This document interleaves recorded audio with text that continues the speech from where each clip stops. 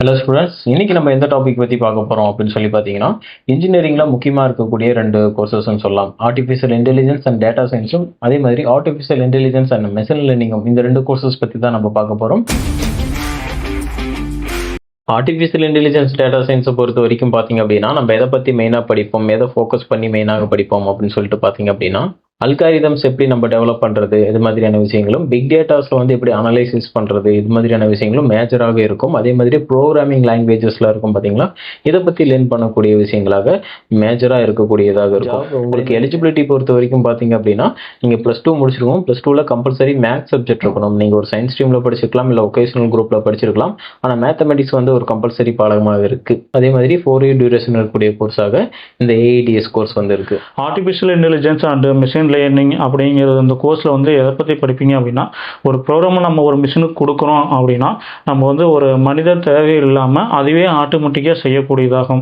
Car தயாரிக்கிற ஒரு ஃபேக்ட்ரிலாம் பார்த்தீங்கன்னா, அதுவே எல்லாமே ஆட்டோமேட்டிக்காக அதனோட வேலைகளை செய்யும். அதுக்கெல்லாம் பார்த்தீங்கன்னா பேக்ரவுண்டில் வந்து நம்ம நிறைய ப்ரோக்ராம்ஸ் கொடுத்து வச்சுருப்போம்.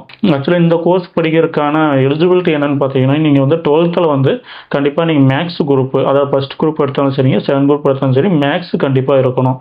ஏஎம்எல் அடுத்த கோர்ஸ் எடுக்கிறீங்க அப்படின்னா இதுக்கு உண்டான டியூரேஷன் என்னன்னு பார்த்தீங்கன்னா 4 இயர்ஸாக இருக்குங்க.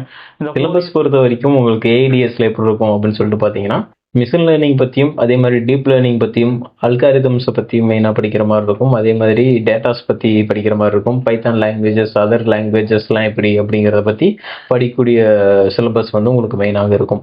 அண்ட் தென் பார்த்தீங்கன்னா, உங்களுக்கு ஃபீஸ் ரேஞ்சஸ் பொறுத்த வரைக்கும் காலேஜஸில் எப்படி இருக்கும்னு பார்த்தீங்கன்னா, ப்ரைவேட் காலேஜஸ் பொறுத்த வரைக்கும் மினிமம் உங்களுக்கு ஒரு 1 lakh-லேருந்து 2 lakh வரைக்குமே வந்து ஃபீஸஸ் இருக்குது ப்ரைவேட் காலேஜஸ் பொறுத்த வரைக்கும். ஓகே, இப்போ வந்து எது மாதிரியான ஜாப்லாம் உங்களுக்கு இருக்குது அப்படின்னு சொல்லிட்டு பார்த்தீங்க அப்படின்னா, ப்ரைவேட் பொறுத்த வரைக்கும் உங்களுக்கு பெரிய பெரிய ஐடி செக்டார்ஸ்லாம் இருக்குது. உங்களுக்கு நல்லாவே தெரியும். அமேசான், கூகுள், ஹெச்சிஎல், மைக்ரோசாஃப்ட், இது மாதிரி பெரிய கம்பெனிஸ் இருக்குது. நார்மலான கம்பெனிஸ் இருக்குது. இங்கெல்லாம் பார்த்தீங்கன்னா ஐடி செக்டார்ஸில் ஒர்க் பண்ணுறதுக்கான ஆப்பர்ச்சுனிட்டிஸ் அண்ட் டேட்டா அனாலிசிஸ்டாக ஒர்க் பண்ணுறதுக்கான ஆப்பர்ச்சுனிட்டிஸ் இருக்குது.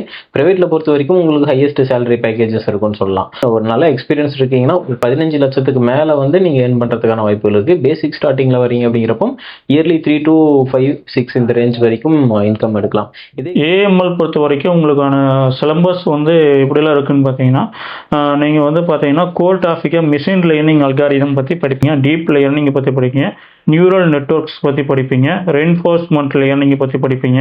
ஏஎம்எல் பொறுத்த வரைக்கும் உங்களுக்கான வேலைவாய்ப்புகள் வந்து ரொம்பவே அதிகமாக இருக்குது. இதில் பார்த்தீங்கன்னா உங்களுக்கு வந்து சேலரி பார்த்தீங்கன்னா பெர் அனம் பார்த்தீங்கன்னா ஸ்டார்டிங்கில் உங்களுக்கு வந்து 3 lakh-லேருந்து ஸ்டார்ட் ஆகுது வருஷம். உங்களுக்கு 3 lakh-லேருந்து உங்களை எக்ஸ்பீரியன்ஸை பொறுத்து 4, 5 அந்த ரேஞ்சுக்கு உங்களுக்கு வந்து ஏறிக்கிட்டே போகுங்க. நீங்கள் எக்ஸ்பீரியன்ஸை பொறுத்து மற்றும் பார்த்தீங்கன்னா நீங்கள் ஒர்க் பண்ணுற கம்பெனிஸை பொறுத்துங்க. ஹையர் எஜுகேஷன் பொறுத்த வரைக்கும் ஏஐடிஎஸ் முடிச்சிட்டிங்க அப்படின்னா, நீங்கள் இப்போ பிடெக்கில் வந்து ஏஐடிஎஸ் படிக்கிறீங்க. அடுத்து ஹையர் எஜுகேஷனில் பார்த்தீங்கன்னா மாஸ்டர் இன் சயின்ஸ் பண்ணலாம்.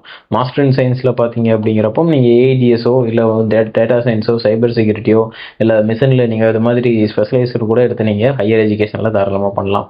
அண்ட் பிஹெச்டி லெவல் ட்ரை பண்ணுறீங்க அப்படின்னாலும் தாராளமாக பிஹெச்டி லெவலில் கூட ஏஐடிஎஸில் நீங்கள் ட்ரை பண்ணலாம்னு சொல்லலாம். ஓகே, இப்போ எனக்கு கவர்மெண்ட் எக்ஸாம்ஸில் நான் ட்ரை பண்ண போகிறேன் அப்படின்னு சொல்லி நினச்சிங்கன்னா, இது மாதிரியான எக்ஸாம்ஸ் இருக்குது அப்படின்னு சொல்லிட்டு பார்த்தீங்கன்னா, நீங்கள் கேட் எக்ஸாம்ஸ் எழுதலாம். அதே மாதிரி பார்த்தீங்கன்னா உங்களுக்கு ஐபிபிஎஸ் எக்ஸாம்ஸ் இருக்குது, எஸ்எஸ்சி எக்ஸாம்ஸ், டிஆர்டிஓ, இஸ்ரோ, இது மாதிரியான செக்டார்ஸில் கவர்மெண்ட் லைனில் எக்ஸாம்ஸ் எழுதலாம். ஆர்டிஃபிஷியல் இன்டெலிஜென்ஸ் அண்ட் மிஷின் லேர்னிங்கை பொறுத்த வரைக்கும் கவர்மெண்ட் சைடு போகிறீங்க அப்படின்னா உங்களுக்கு வந்து என்னென்ன தேர்வுகள்லாம் இருக்குன்னு இப்போ பார்க்கலாம் வாங்க. உங்களுக்கு டிஆர்டிஓன்னு சொல்லுவாங்க, விஞ்ஞான பொறியாளர்னு சொல்லுவாங்க, இஸ்ரோன்னு சொல்லுவாங்க, அதில் நீங்கள் ஒர்க் பண்ணலாம். என்ஐசி, அடுத்து பார்த்தீங்கன்னா ஆர்பிஐன்னு ஒரு எக்ஸாம் இருக்குது, அதில் நீங்கள் வந்து தேர்வாகலாம். அடுத்து வந்து graduate aptitude testing in engineering GATE exam இருக்குங்க. ஜாபை பொறுத்த வரைக்கும் பார்த்தீங்கன்னா நீங்கள் வந்து கவர்மெண்ட் சைடு போகிறீங்க அப்படின்னா என்னென்ன ஜாப் இருக்குன்னு பார்த்தீங்கன்னா உங்களுக்கு வந்து டிஆர்டிஓவில் ஒர்க் பண்ணலாம், இஸ்ரோ ஒர்க் பண்ணலாம், என்ஐசியில் ஒர்க் பண்ணலாம். அந்த கவர்மெண்ட் பேஸ்ட் ஏஐ ப்ராஜெக்டில் நீங்கள் வந்து ஒர்க் பண்ணலாங்க. Machine learning and building and algorithm டெவலப்மெண்ட்டுங்கிற ப்ராஜெக்டில் நீங்கள் வந்து ஒர்க் பண்ணலாங்க. இதே நீங்கள் ப்ரைவேட்டில் வர்றீங்க அப்படின்னா உங்களுக்கு பார்த்தீங்கன்னா நீங்கள் வந்து ப்ரெசிஷன் டெக்னாலஜின்னு சொல்லுவாங்க, அதில் நீங்கள் ஒர்க் பண்ணலாம். ஃபினான்ஸ் அண்ட் ரோபோட்டிக்ஸ், ஃபில்மேக், நெவிடியான்னு சொல்லுவாங்க, அதில் நீங்கள் ஒர்க் பண்ணலாம். டெஸ்லா, ஆப்பிள் இந்த மாதிரி கம்பெனிஸ்லாம் பெரிய பெரிய கம்பெனிஸ்லாம் நீங்கள் ஒர்க் பண்ணலாங்க. ஆனால் வந்து ஏஐ ரிசர்ச்சாக கூட நீங்கள் ஒர்க் பண்ணலாம். ரோபோட்டிக்ஸ் ஸ்பெஷலிஸ்ட்டாக நீங்கள் ஒர்க் பண்ணலாங்க. பிஇ முடிச்சிட்டேன், அடுத்து வந்து நான் ஜாபுக்கு போகல, அடுத்து ஹையர் எஜுகேஷன் பண்ணுறேன் அப்படின்னு பார்த்தீங்கன்னா, உங்களுக்கு வந்து நீங்கள் வந்து எம்டெக்கில் வந்து எம்டெக் ஆர் எம்எஸ்ல வந்து ஆர்டிஃபிஷியல் இன்டெலிஜென்ஸ் வந்து நீங்கள் வந்து ஹையர் எஜுகேஷனாக எடுத்து பண்ணலாங்க. ஓகே ஸ்டூடெண்ட்ஸ், இந்த 2 கோர்ஸ் பற்றின ஒரு முழுமையான விளக்கம் உங்களுக்கு தெரிஞ்சிருக்குன்னு நினைக்கிறேன். மேலும் டவுட் இருந்தால் நீங்கள் கண்டிப்பாக கமெண்ட் செக்ஷனில் கமெண்ட் பண்ணுங்கள். உங்களுக்கு உண்டான டவுட்ஸ் நாங்கள் அடுத்தடுத்த வீடியோஸில் கிளியர் பண்ணுறோம். தேங்க்யூ.